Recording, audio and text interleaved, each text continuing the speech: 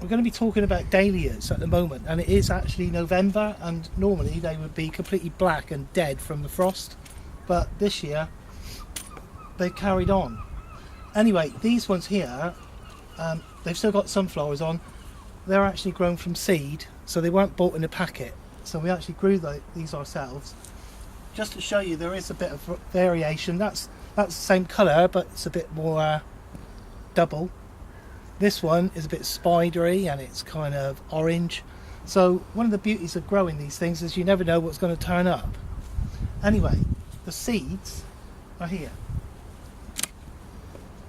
So the flower finishes, and you can see you've got a seed pod here.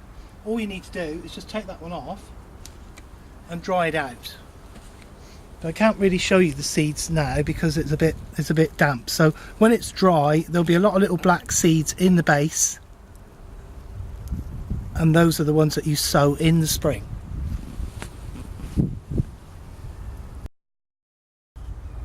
So this is a seedling that was grown from the seed pod that I showed you.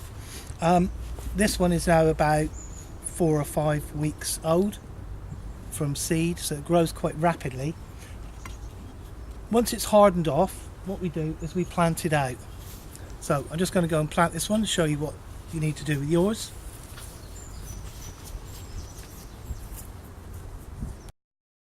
So what I've done, I've actually put a cane in first, and that's always best because otherwise you'll push the cane through the roots once you planted the plant. So you put your cane in, and then right next to the cane, it's very simple, dig a hole big enough to accommodate this,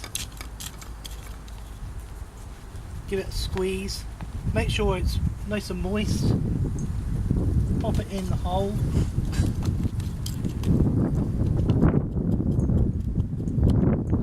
and there we go. Go. Once your dahlias are finished, so all the flowers have gone, usually, as I said, they go black, but this year they're not going to, so we just have to give them a helping hand. Cut everything off close to the ground,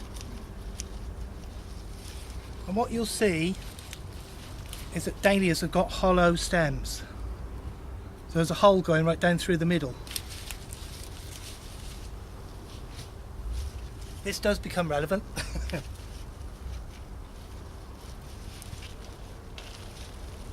So I'm just cutting off everything and leaving little tiny stumps.